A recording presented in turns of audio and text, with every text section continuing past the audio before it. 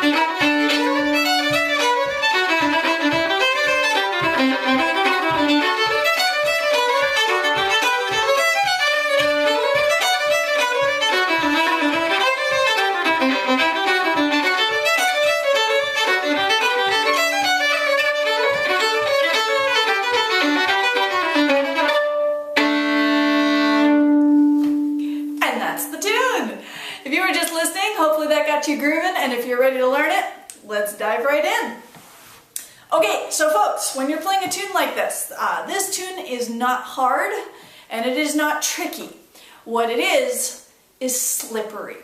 It's a tune that very easily can kind of fly right away under your fingers because it's got all these little fiddly bits, noodly bits.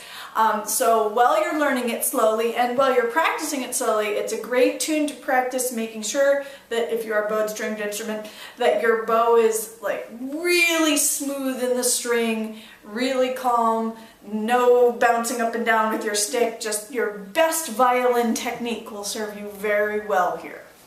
All right, we're in D major. I will play the A section slowly.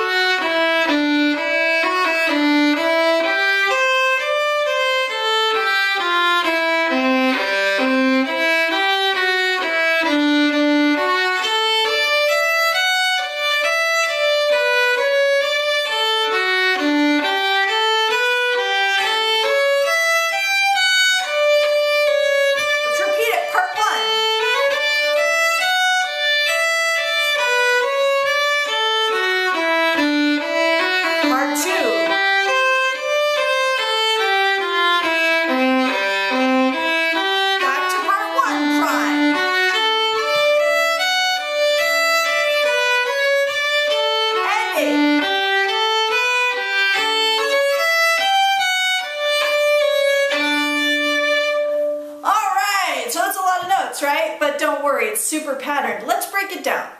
Part 1, D major. Starts with a little Frere Jacques. If you've been hanging out with Tune of the Month, you know, literally play the tune Frere Jacques.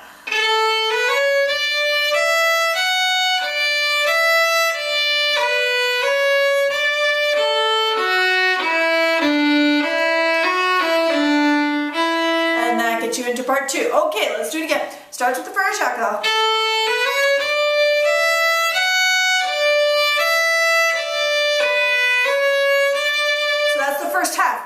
Now, I'm using, if we're talking about good violin technique, I am gluing down that third finger. When I put it down there, do you see I'm not picking it up? So it's ready for me for that second part. Do it again. Frere Jacques, glue your third finger.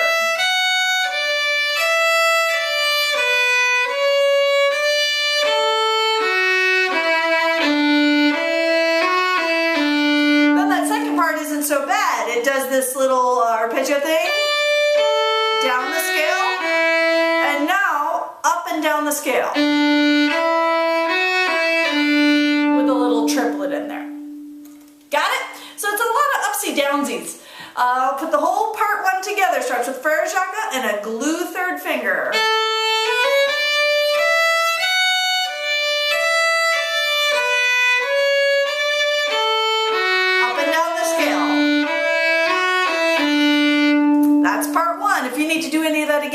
always, you can just rewind the video. Here comes part 2. Now part 2 is where this immediately gets cool because it's modal. We've been in the key of D major, and just for a second we're going to use a C major arpeggio. It goes like this. Yeah,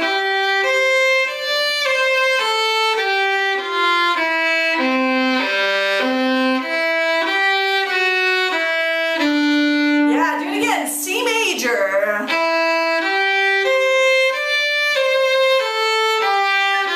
Still C major.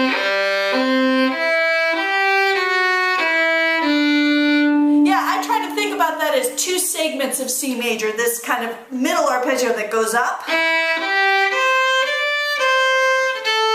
Now I'm going to go down the scale to get to the lower version. Alright, so 2 segments, the first one goes up, we connect it by scale, the second one comes down. I'll do it again, part 2.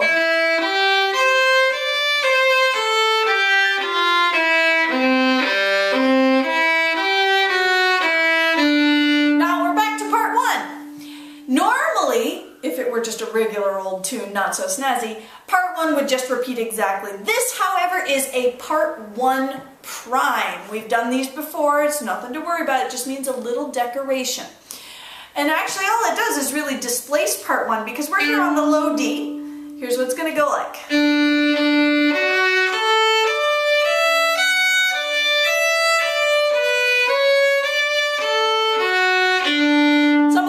Felt really familiar, didn't it? It's the glue finger bit. Watch. I get up the arpeggio, and now I'm right here at the glue finger. And finish with a D major arpeggio. I'll do it again, part 1 prime. Start going up the D major arpeggio.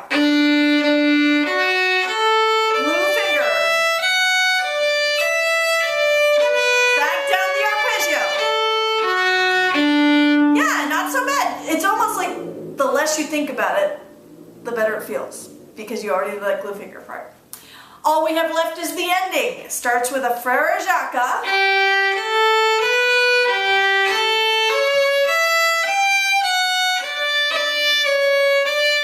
Oh, that's such a friendly ending. Frere jacques on the 4 chord, G. Now an A dominant 7th arpeggio. And then, that's just a standard ending. And I have a little grace note to make it fancy. Do the whole ending. Start on frere jacques, G chord. A7.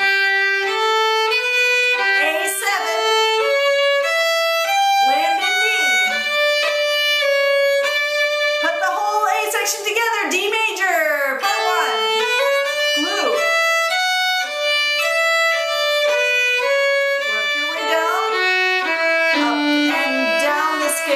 C major, lower part, back to part 1 prime, D major, glue, down the arpeggio, here's the ending, G, A7, finish. And that's the whole A section, not so bad when you put it all together. You may need some more mileage on some of those parts. Go ahead and rewind. Do it as many times as you like. I'm going on to the B. Okay, here I go. The whole B section, I'm going to go slowly, listen for patterns.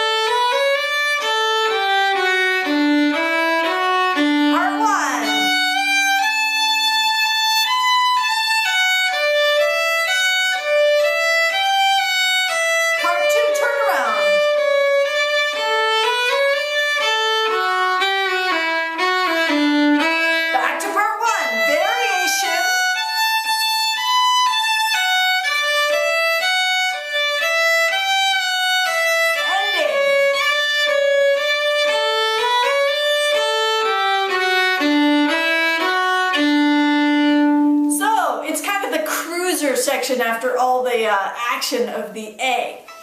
So I'm starting up top. 2, 3. Sounds a little bit like the Bay of Fundy, the tune that we did before. So if you know that one, that's an easy way to get this under your fingers. 1, 2, 3.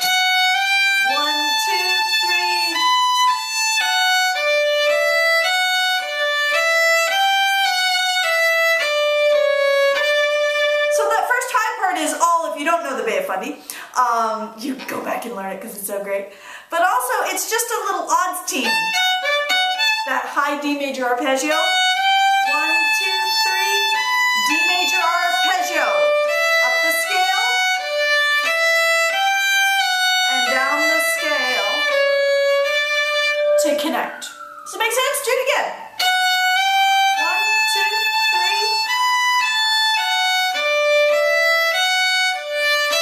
Down the scale.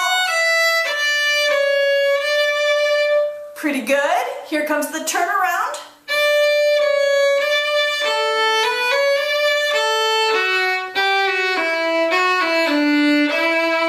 Yeah, so there we have a neighbor. And right back up the scale. Now, a scale of triplets. We've had that before. It's going down the scale, but decorated. The scale. Do that part too. Down the scale. Now we're going to go back to part 1. It's not really a 1 prime, it's just a tiny variation. Where before we just hung out on that long note.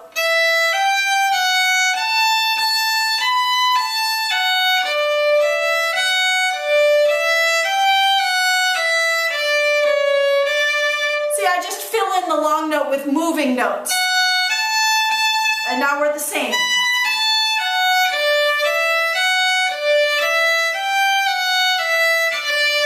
And here's the ending.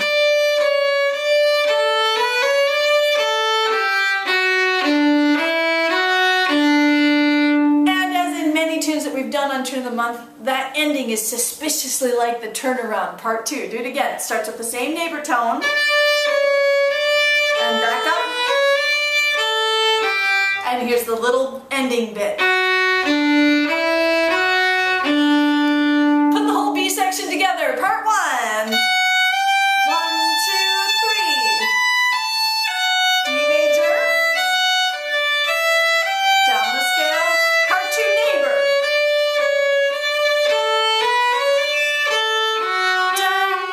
Down the scale. Variation to part 1.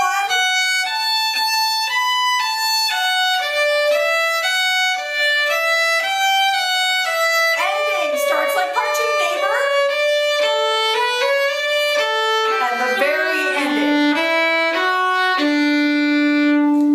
And that's the whole B section. Any more mileage you need, go ahead and repeat the video over and over and over, however many times you need. Isn't rewind great? I use it all the time.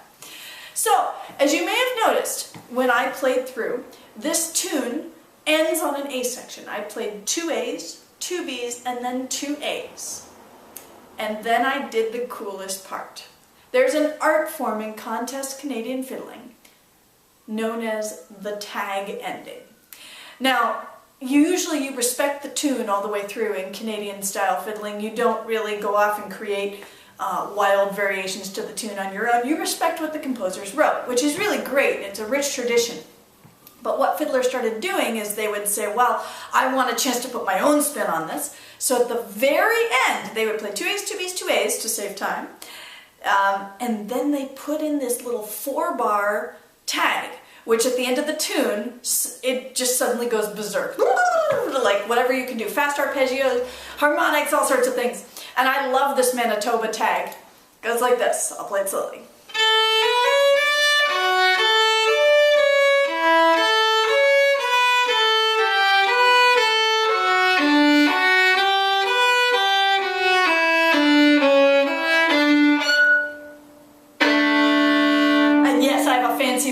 harmonic in there. Okay, but the first part is the flippy dippy arpeggios. And you just arpeggiate real quickly through a chord sequence. Starts with D major. Now A major. Do just that much. D major, A major. D, A. Now the Frere Jacques that we have so much. And we're back to D. That sounds like Soldier's Joy. If you don't know that tune, don't worry. If you do, it's a freebie at the bottom. So you notice I'm basically working my way down the scale. There's the D note. Here's the C sharp. Here's the B. And here's the A. Do just that much again. D. C sharp is next. B is next. To the A. What's next? Well, it's G.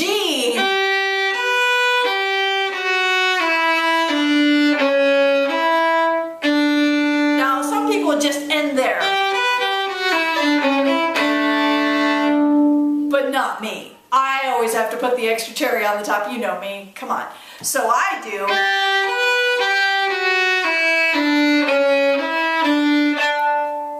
Ooh, that wasn't a very good harmonic. That's the one I'm actually going for.